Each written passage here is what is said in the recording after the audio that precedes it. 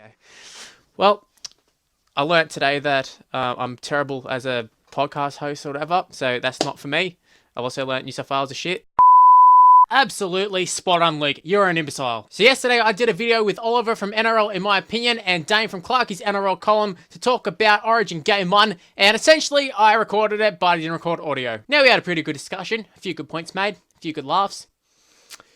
But all of that is useless. As useless as Latrell Mitchell in Origin 1. Now, Oliver isn't available today, but go ahead and give him a follow on all of his social medias. It's on the screen right now. But luckily for me, Clarkey is available, so we're actually going to get him back on, and we're going to be doing a little bit of a different video. Now, yesterday's discussion was just talking about the actual game itself. This time, we're going to be talking about team selections and what changes we would make for Game 2. Now, this was actually inspired by a post Clarkey actually made on his Instagram and Facebook page, so go ahead and give him a like on all of his social medias as well. Anyway, guys, that's the intro out of the way. Let's have our little discussion with Clarkey. So here we have the man himself. We have Dane from Clarkey's NRL column. How you going, mate?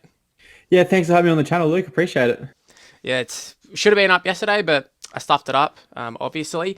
So for today's video, we're going to be talking about team selections. Now, we talked yesterday for like an hour about the actual Origin game itself, but I thought we'd mix things up a little bit. There's been a few injuries that have happened as of late. You've just posted that David Klemmer is out for 4 to 6 weeks. So I thought it'd be fun to go through team selections and just talk about what New South Wales and Queensland got right and got wrong as well. So do you have anything to say to start off with?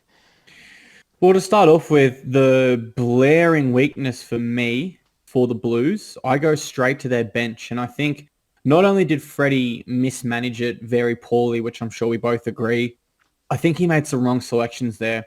For starters, Angus Crichton. His form hasn't been up to scratch for Origin, and you're carrying an edge defender there.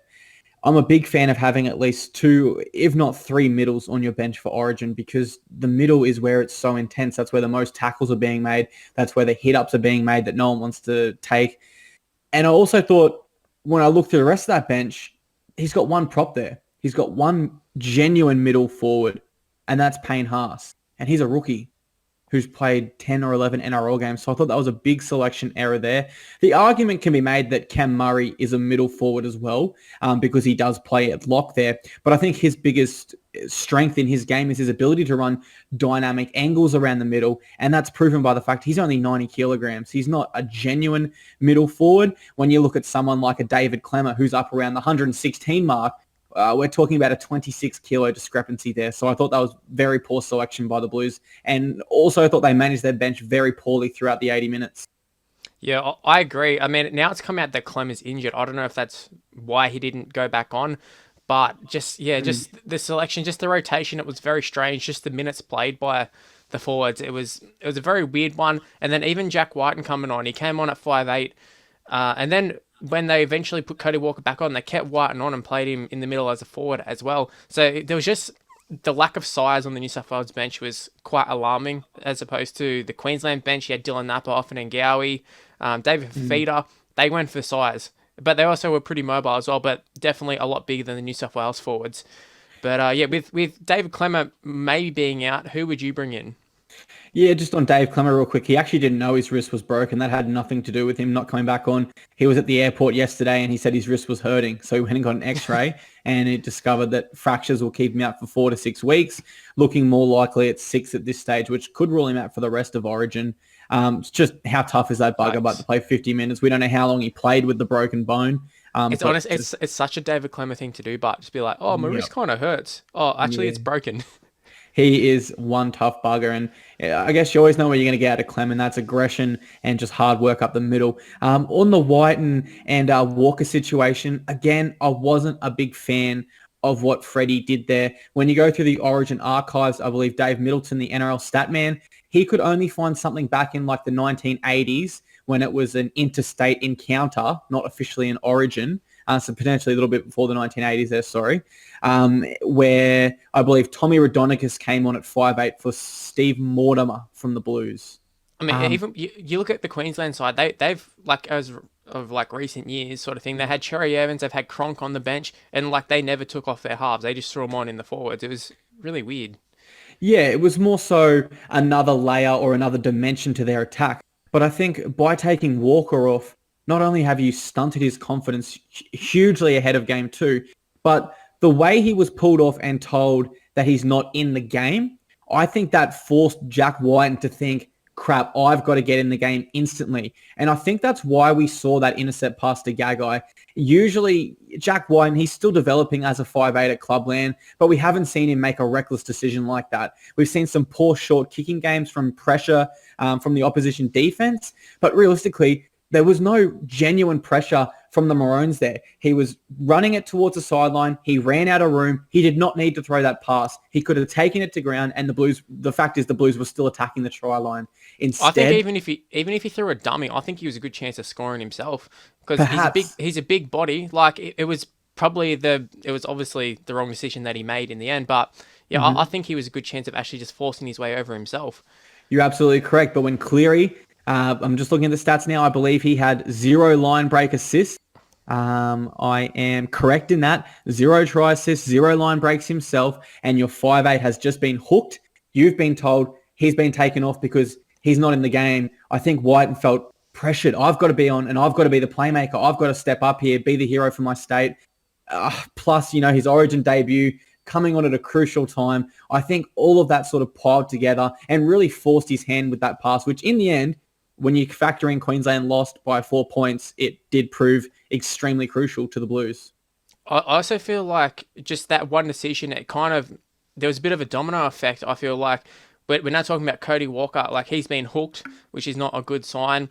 Is he going to be there for game 2? Who knows? Jack Whiten now is getting talked about like idiot, like way to throw the pass. His confidence would be down. Even guys like Latrell Mitchell and Addo Carr and stuff around them, all the players probably looking around going, what the hell? Why is Kody Walker being taken off? He's our 5'8".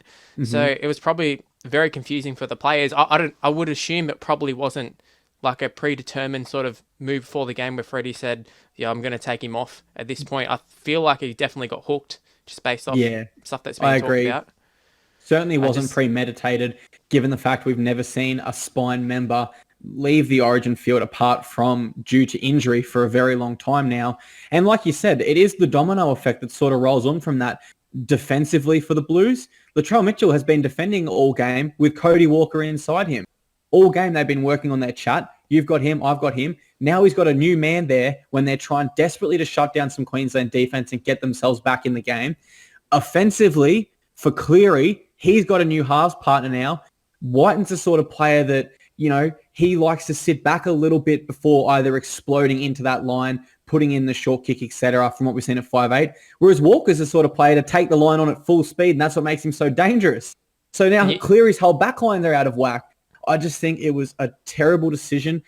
I thought Jack Whiten probably could have came on in that last 10 minutes as another back rower or potentially at the lock and just have a floating role where he floats into the back line. He has an early hit up if it's required and injects energy and enthusiasm into that side at his own pace rather than being forced to inject it and subsequently overplaying his hand like we saw. Yes, essentially do the Cherry Evans role, the Cooper Cronk role. Just come on and play as the lock. Essentially what he did for the last few minutes when they brought Kody Walker back on. Just play as another forward, take the hit-ups, just do a bit of work, inject energy, like you said. It was baffling for me. But in terms of Queensland, I thought they actually got their team pretty spot on in terms of the players they had at their disposal. The only one is Moses Mbye. He didn't really get an opportunity, but it's a little bit once again baffling as to how he got selected. I mean, there's talk now that the Tigers are kind of trying to offload him. He was going to get benched before Origin, but he was injured or whatever. So he's on the outer at the Tigers, but he's just been selected for Queensland. The problem is they don't really have anyone else to select, in my opinion, who can play that utility role, because everybody who usually does it, your Michael Morgans and your Cherry Evans, your Ben Hunts, they're already in the starting side. So who do you go with? Yeah, I thought Mbye got selected purely on the fact that he can play hooker, probably above Anthony Milford there. But look, the thing about Moses Mbye that we need to remember is, number one, if Kalen Ponga went down in the first 10 minutes with an injury, none of us are really sitting around here and none of us are saying that was a wasted selection, because all of a sudden the Maroons desperately did need him. Second of all, they weren't chasing points, so Moses Mbye's sort of natural game wasn't able to be implemented because they were defending so hard in that last 10 minutes, and Mbye is obviously more of an attacking player than a defensive player. I do think he actually is quite good in defence though. I remember for the Bulldogs he played at hooker in the grand final, who's pretty sound defensively. He's played a bit of centre at the Bulldogs. He obviously plays fullback at the moment, played in the halves, but every time he's played, his defence was pretty solid. And at Origin level, I think that's what you want. You just want someone you can rely on to not stuff up in defence, especially when they were defending a lead.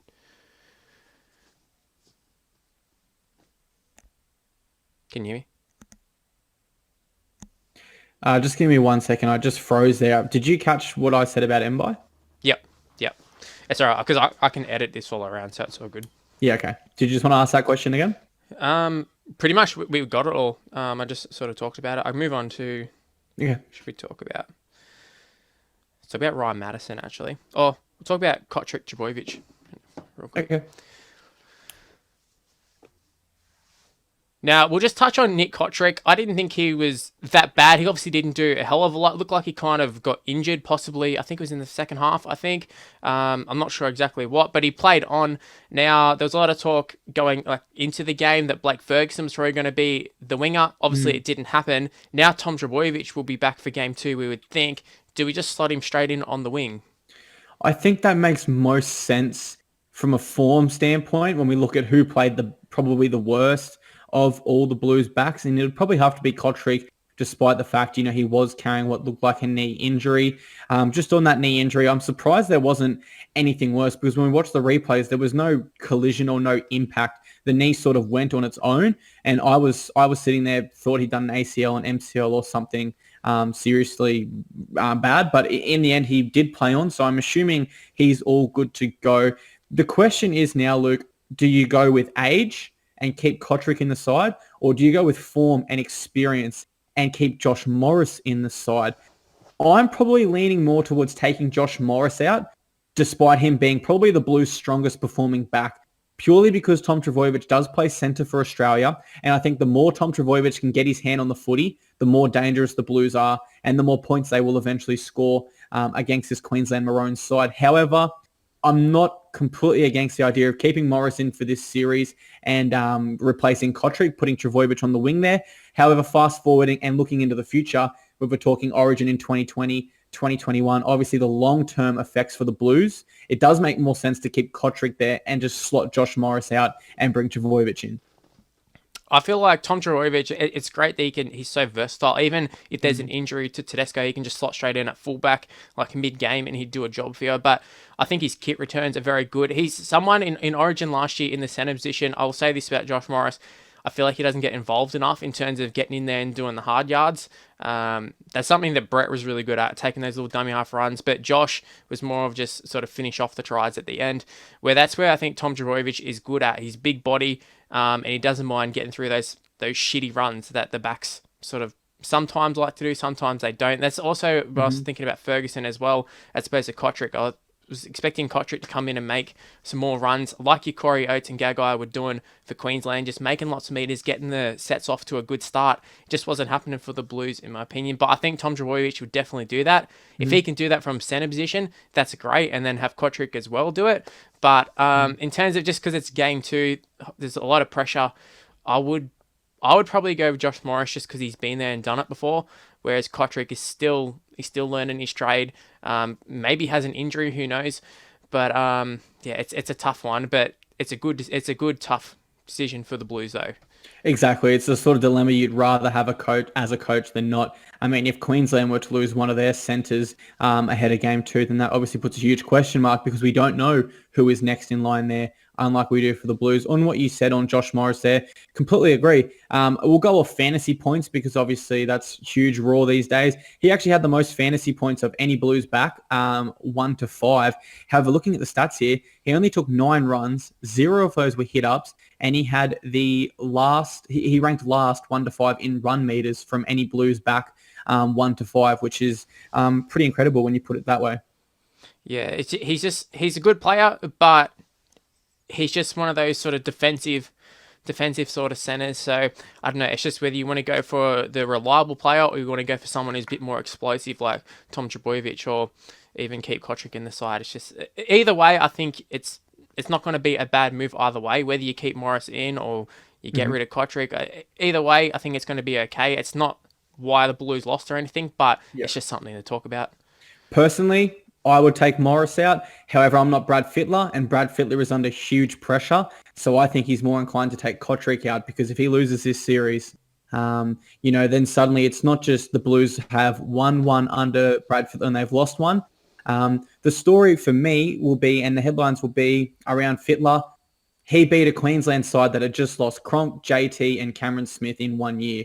Then it will be to his coaching techniques. Why is he doing this barefoot crap? Why is he doing yoga? Why is he doing these walking on the beach sessions, et cetera, et cetera? The aftermath of this for Freddie, if he gets this selection wrong and the Blues subsequently go on to lose, will not only be massive in terms of what we read in the media, but massive for his coaching career in the future. Well, look at Laurie Daly. He won the series, was the saviour, and within a few years he was this guy who, he just took credit for Ricky Stewart's work. You know, he didn't really know what he was doing. He just got lucky, etc., etc. So it doesn't take long for the media and just for the public to sort of turn it against your coach, especially with Fittler doing some sort of weird sort of tactics and stuff. So I can see him easily getting turned against. Yeah, and on Laurie Daly, there's been barely any interest from NRL teams post his Origin coaching career. I mean, the Tigers wanted him this year, but that was for a very minor role as a halves mentor to Luke Brooks. So, Origin does count. Kevin Walters has said he wants to be an NRL coach at one stage in his career. We're not sure about Freddie, but the Origin results are massive. I agree. Now, we'll move on to the bench, because Fittler, we obviously touched on it before about the bench was very questionable by the Blues. Would you make any changes? I know you do want to make some changes based off the column that you put out earlier. I believe you suggested putting Finucane in, and who was the other one? Yeah, so I wrote a real basic column this morning, nothing too much, because at the end of the day, the Blues only lost by 4 points. I don't think this side needs a drastic overhaul. I think a few small changes, and perhaps David Klemmer without a broken wrist and there for the last 20 minutes could have made a difference. We don't know. Hindsight is a wonderful thing, but I'd be removing Jack Whiten from the side. As I said, the entire Blues spine are 80-minute players, and I don't want to disrupt that pattern, that cohesion and chemistry throughout the 80 minutes. I'd bring Ryan Madison into the fold there, and I'd have him as my utility. As far as State of Origin goes, Luke, I'm a big fan of large utilities. Men like John Sutton, John Asiata, Ryan Madison, they're a dying trade in the modern game, but they are just so useful. Having a hard-nosed back rower with playmaking abilities there as your utility is absolutely perfect for the Blues, and I think that's what they need at 14 there. So I'm taking Whiten out. I'm bringing Madison in. Further, I'm taking Angus Crichton out, and I'm replacing him with Dale Finucane. Now, I understand that would leave the Blues bench with 1 edge and 3 middle forwards, but as I said earlier, I don't necessarily view Murray as a strict middle forward because he is 90 kilograms. He's played rugby union. He has that versatility about his running game. And I think by bringing Dale Finucane on, you have the ability to take off what would have been David Klemmer, a Jake Trbojevic, or a Paul Vaughan, and replace them with another genuine workhorse who has big game experience. He's played in the last 3 grand finals. He's going to come on. If he's not going to rise the intensity, he's at least going to maintain that intensity, especially in defense. And then that allows you to get your Klemmer, your Vaughan, or your Jake Trbojevic back out there for the last 20 minutes in the most crucial time of the game. I also think that in terms of the second rows, we know Boyd Cordner can play big minutes. We know Tyson Frizzell can play big minutes as well. So it's not a necessity that we need to have.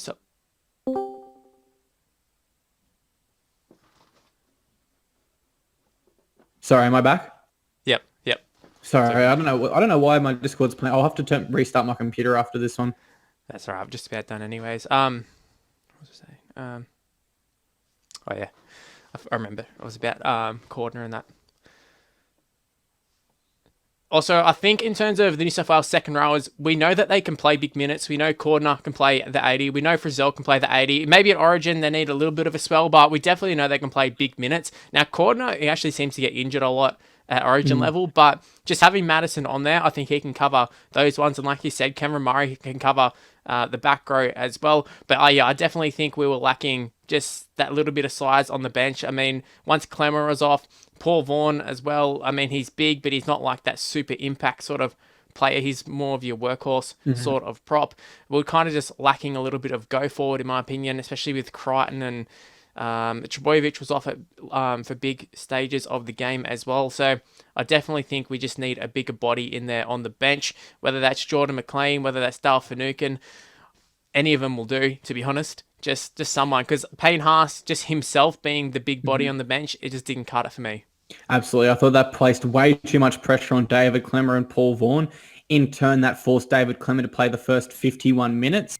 And then we didn't see him again for the rest of the game, which I thought was terribly mismanaged by the Blues. You know, generally you want to be taking someone like David Klemmer off at about the 30-minute mark.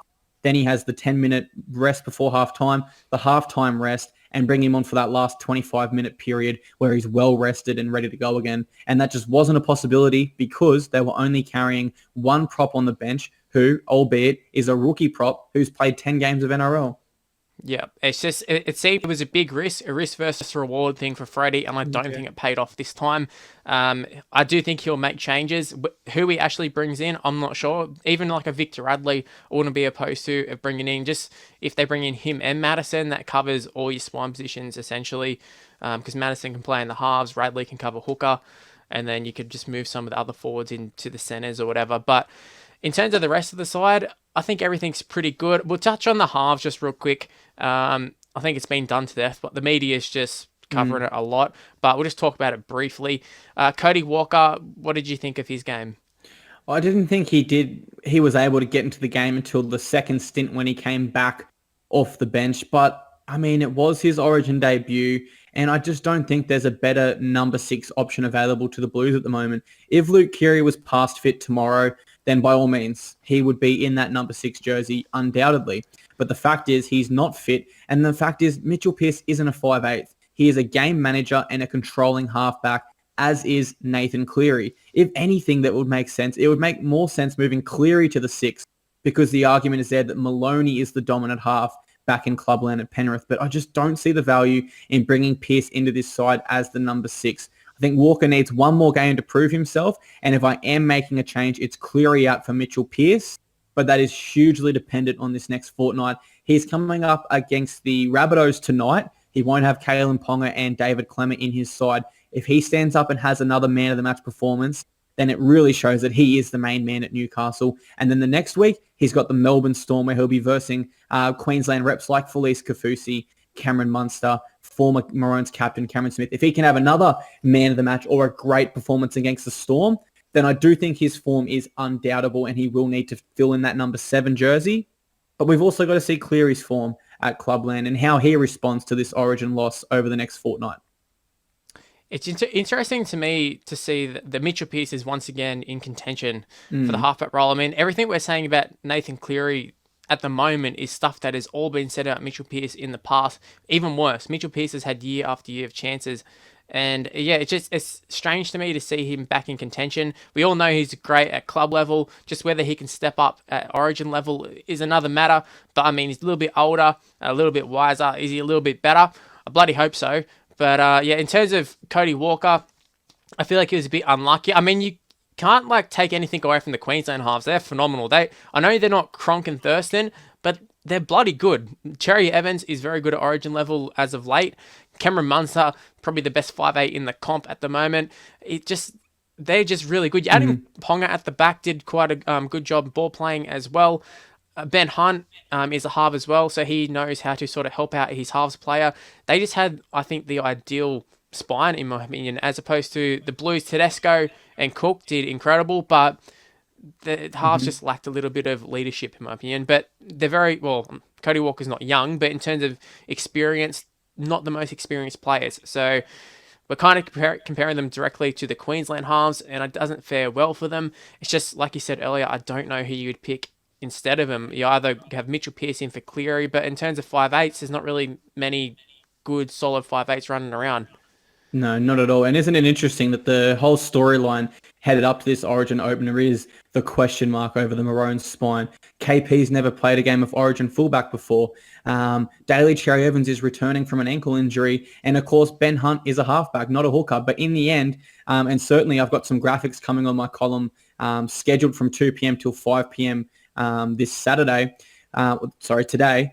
It paints the picture that Queensland's spine was the more dominant spine than the Blues. And on Nathan Cleary, I think the biggest thing and the biggest decision here in potentially bringing Mitchell Pearce back is, do the Blues want a repeat of the next decade? Because Mitchell Pearce was 19 years old, about the same age as Nathan Cleary when he's came into State of Origin now, and they have swapped and changed Mitchell Pearce throughout his career. They have blamed losses on him before, and the New South Wales fans and media are already doing the exact same to Nathan Cleary. We've seen this story before with Mitchell Pearce.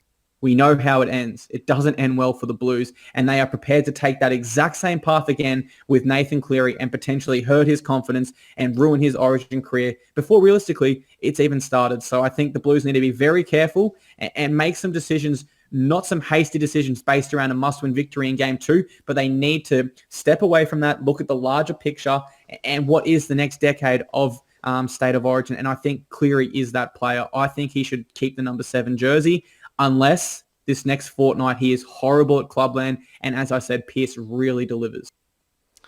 We'll put it this way: you're a Queensland fan. We'll take out like who do we think they're going to pick. We'll talk about just you personally as a Queensland fan.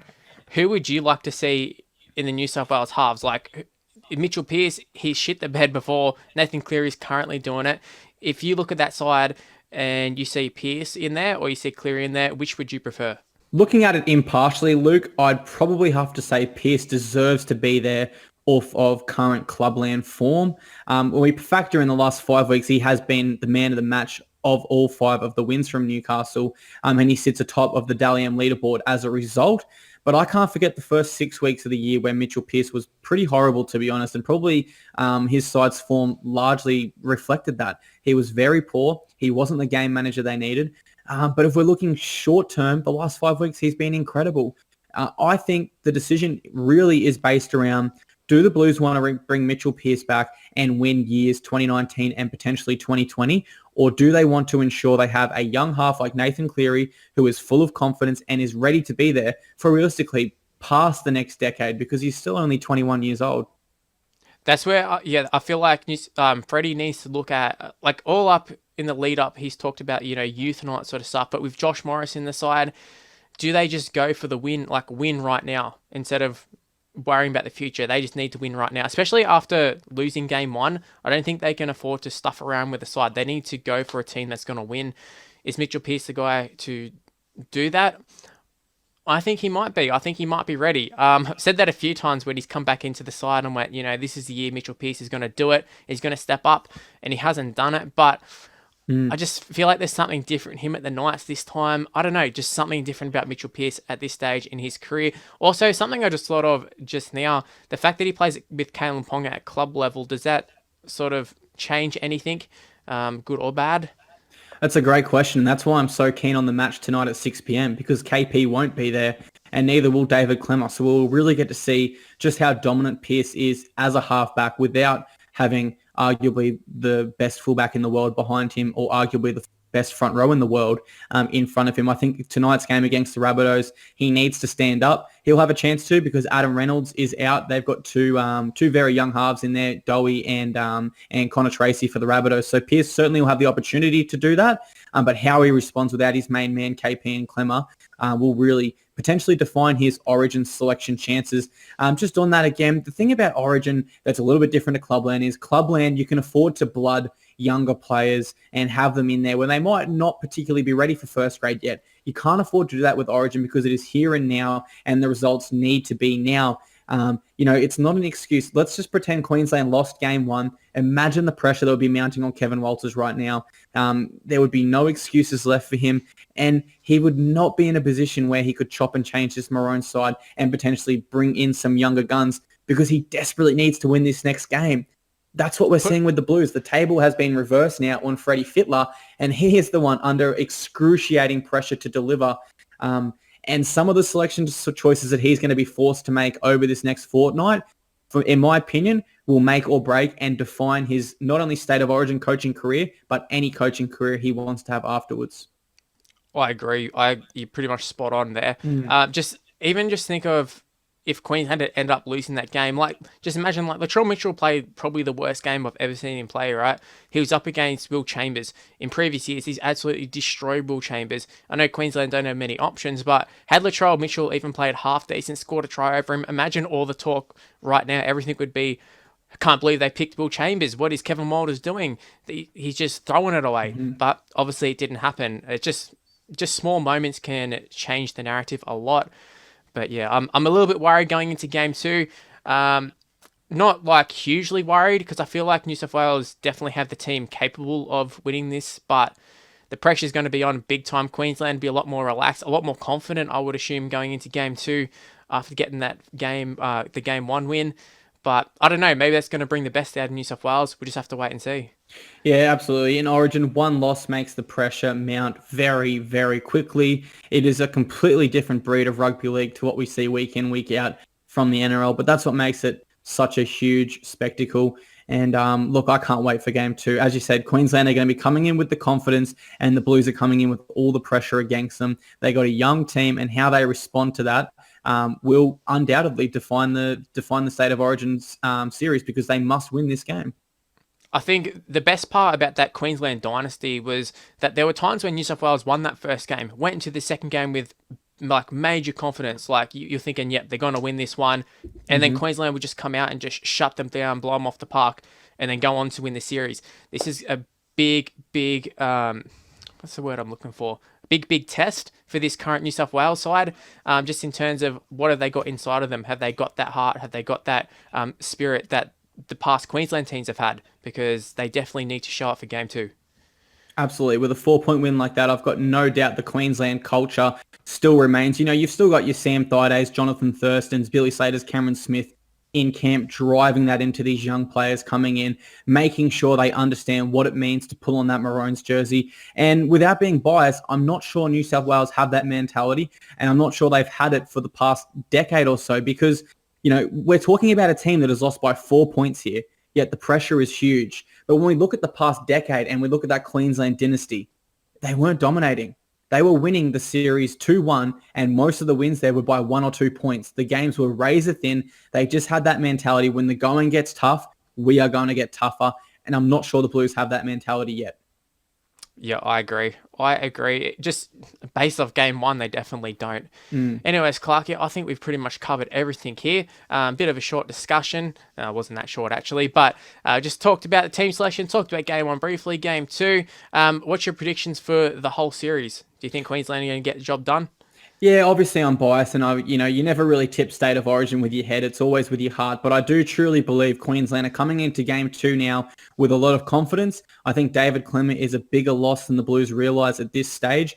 And I also think the sort of selection dilemmas and some of the decisions that Freddie Fiddler is going to be forced to make, he's in a much more difficult position than Kevin Walters is at the moment. I think there's pressure mounting on the Blues, and as I said, I'm not sure they have that championship mentality to fight through that adversity and come out the other side. Whereas for Queensland, I've seen it my whole life, so I have to go with my heart and realistically with my head also. So I'm going to tip the Queensland Maroons. I think they win in Perth. I think the Blues get it done in game 3 in a 2-1 series victory to the Maroons. I think New South Wales will get the job done in game 2. Game 3 is where I'm a bit worried just whether New South Wales will be able to handle it. It is at Sydney, but yeah, this game 2, very, very important. Anyways, Clarkey, thank you for coming onto the channel. It's pretty much everything. Did you want to plug your channel real quick, or your Facebook pages, social media? Yeah, pleasure to be on the channel, Luke. Thanks for having me on. If you guys want to check out some of my columns and read about rugby league news on the daily, at clarkeys.nrl.column across all social media. Well, there you have it, guys. I said the video was going to happen. Obviously, NRL, in my opinion, isn't here. Oliver isn't here, but Clarkey is. Thank you for coming on. And, guys, thank you for watching. I'll see you next time. Bye, guys.